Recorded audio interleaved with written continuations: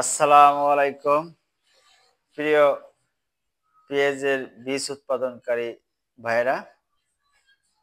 আজ আমি আমার জমিতে দু একদিন বা 4-5 দিন পরে পেঁয়াজের বীজ উৎপাদন করার জন্য পেঁয়াজের কন্দ রোপণ করব। তা সেই জমিগুলো প্রস্তুত করা হচ্ছে। কি কি সার আমি প্রয়োগ করব সেগুলো আপনাদের মাঝে আমি তুলে ধরব। আমি জমিটা প্রস্তুত করতেছি। প্রথমে জমিটাকে আগাছা পরিষ্কার করার জন্য জন নিয়ে পরিষ্কার করে রেখেছি। এরপরে জমিটা এখনো চাষ দেওয়া হয়নি, কারণ এবার বৃষ্টির কারণে জমিটা চাষ দেওয়া অনেক দেরি হয়ে গেছে। আপনারা সবাই জানেন, বাংলাদেশের এই কার্তিক মাস এবং আশ্বিন মাসের বৃষ্টির কারণে আসলে এবার আমাদের জমিটা শুকাতে অনেক সময় লেগেছে। এই জন্য আমি দু একদিনের ভিতরে এই জমিটা চাষ দিব। এর আগে আমি পেঁয়াজের কন্দগুলো বাছাই করে রেখেছি, সেটা আপনাদের দেখিয়েছি। এখন আজকে আমি এই জমিতে কি কি সার প্রয়োগ করব সেটা আপনাদের মাঝে আমি তুলে ধরছি। জমিটা যখন 2 চাষ হয়ে যাবে তখন আমি 33% হারে লাল সার, যেটাকে বলে পটাশ সার, সেটা আমি 50 কেজি ব্যবহার করব। আর কালো সার, যেটা ডিআইবি এবং টিএসপি সার, এটা আসলে পাওয়া যায় না সব জায়গায়। ডিআইবি সারটাই মার্কেটে বেশি পাওয়া যায়। তাই আমি সেই ডিআইবি সার বা কালো সার আমি এটা দেব 100 কেজি 33%-এর জন্য। আর 40 কেজি দেব ম্যাগনেসিয়াম, যেটা জিপসার। এই তিনটা একত্রে আমি 2 চাষ দেওয়ার পরে জমিতে ছিটিয়ে দিব। এরপরে আমি ব্যবহার করব ইউরিয়া সার 15 কেজি। তবে এই ইউরিয়া সারটা আমি একবারে দেব না। কিভাবে দিব সেটা আমি আপনাদেরকে বলতেছি পরে। এরপরে দিব আমি গ্রোজিন 2 কেজি, ম্যাগমা 2 কেজি, বেঙ্গ 2 কেজি, থিওবিট 2 কেজি।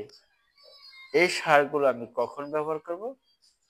এই যে আমি যে 2 চাষের পরে লাল সার, কালো সার, এরপরে ক্যালসিয়াম সার দিয়েছি, সেগুলো দেওয়ার পরে আমি সিটার দিয়ে আবার যখন একটা বা দুটি চাষ দেব, একটা চাষ দিলে যদি মাটিগুলো অনেক ঝুরঝুরে ছোট হয়ে যায় তাহলে আমি একটি চাষ দেব, আর না হলে দুটি চাষ আমার দিতে হবে।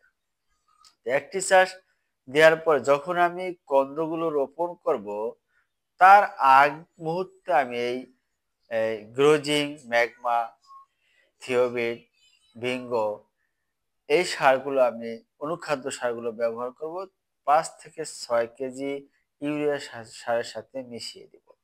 এই যে আমি প্রথম বলেছিলাম 15 কেজি ইউরিয়া সার দেব, এই তখন আমি 5 থেকে 6 কেজি সার মিশিয়ে আমি আমার জমিতে ছিটিয়ে দিব।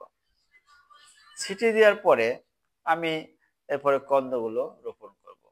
যখন আমার জমির সম্পূর্ণ কন্দগুলো রোপণ করা হয়ে যাবে তখন আমি আমার এই জমিতে কিছু আগাছানাশক ওষুধ দিতে হবে। কারণ বীজ থেকে যে সমস্ত আগাছাগুলো জন্মায় সেগুলো যাতে না হয়, সেজন্য আমি গতবার পানিডা ব্যবহার করেছিলাম। এবার আমি পানিডা অথবা ক্রিয়াদণ্ড ব্যবহার করতে পারি, অথবা অন্য কোনো কোম্পানির ওষুধ আমি ব্যবহার করতে পারি। আপনারাও এরকম কিছু আগাছানাশক পেয়ে যাবেন, যেগুলো জমিতে রোপণ করলে 2 মাসের ভিতরে এগুলো আর জন্মায় না। আপনারা সেদিকে খেয়াল রেখে সেই ওষুধটা দোকান থেকে কিনে আনবেন, আপনাদের যে কোম্পানি ভালো লাগে সেটা। তো এটা দিতে হবে মাটিতে নরম থাকলে, কিন্তু মাটিটা ভিজা না থাকলে আপনি কিন্তু দিলে ওটা কার্যকর হবে না। তাহলে এই সমস্ত সারগুলো আমি ব্যবহার করব। আপনারা আমার যে পিছে পেঁয়াজের কদমগুলো দেখতেছেন, ফুলগুলো দেখছেন, এগুলো আমার গত বছরের জমির কদমগুলো। তা অনেক সুন্দর হয়েছিল। এবারও আমি আবার সমপরিমাণ ওই জমিতে আর এই পেঁয়াজ রোপণ করতেছি না, পাশের একটা জমিতে আমি কন্দ চাষ করব। কারণ এক জমিতে প্রতি বছর কলমি চাষ করলে অতটা ভালো হয় না শুনেছি, বাট আমি বাস্তবে জানি না। আমি আমার ক্ষুদ্র জ্ঞান থেকে যেটা জানি সেটাই আমি আপনাদেরকে বললাম। আর এই কদমটা আপনারা কখন রোপণ করবেন? কদমটা আপনারা রোপণ করবেন হলো নভেম্বর মাসের প্রথম সপ্তাহ থেকে ডিসেম্বর মাসের মাঝামাঝি সময়ে সবচেয়ে উত্তম টাইম। এরপরে রোপণ করলে একটু ঝড় বৃষ্টি অনাবৃষ্টির কারণে ক্ষতিগ্রস্ত হয়ে যেতে পারে।